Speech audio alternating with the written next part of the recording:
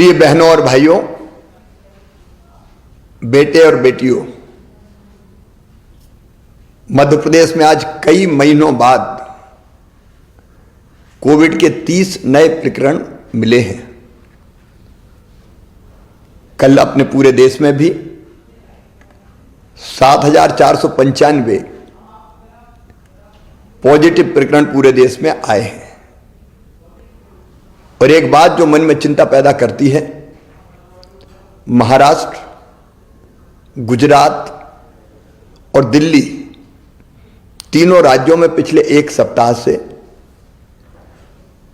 Positive केसों में लगातार वृद्धि हो रही है, लगातार बढ़ोतरी हो रही है। कल महाराष्ट्र में 1201, गुजरात में 91 और दिल्ली में 125 प्रकरण आए हैं। हम सब जानते हैं इन राज्यों से मध्य प्रदेश में आना जाना लगातार बना रहता है और पूर्व के अनुभव भी हमें ये बताते हैं कि पिछली बार भी महाराष्ट्र में पॉजिटिव केस बढ़ना शुरू हुए, गुजरात में बढ़े और उसके बाद मध्य प्रदेश में लगातार पहली हो या बाद में दूसरी लहर आई। और दूसरी लहर में जो कष्ट हमने भुगते हैं वो हम कभी भूल नहीं सकते।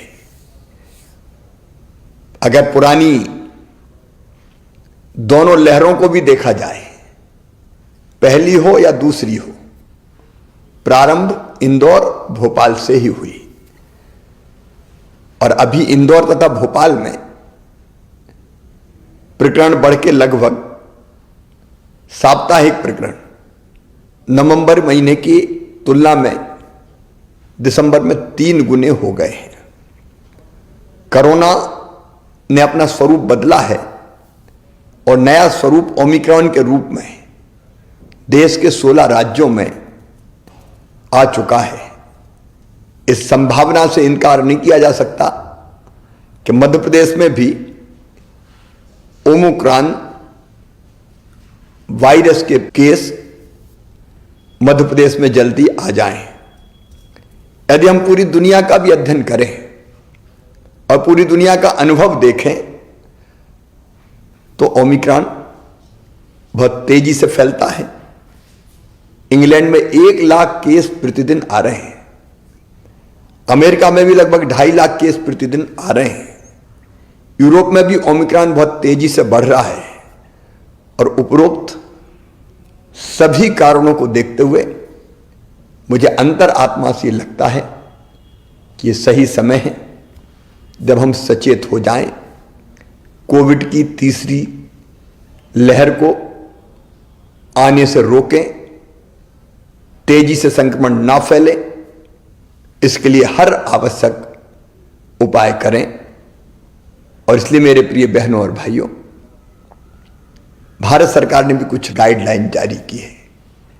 मेरी आपसे प्रार्थना है कि अब देर ना करें, मास्क जरूर लगाएं, सोशल डिस्टेंसिंग बनाएं, अनावश्यक भीड़ में ना जाएं, अनावश्यक जमावड़ा ना हो।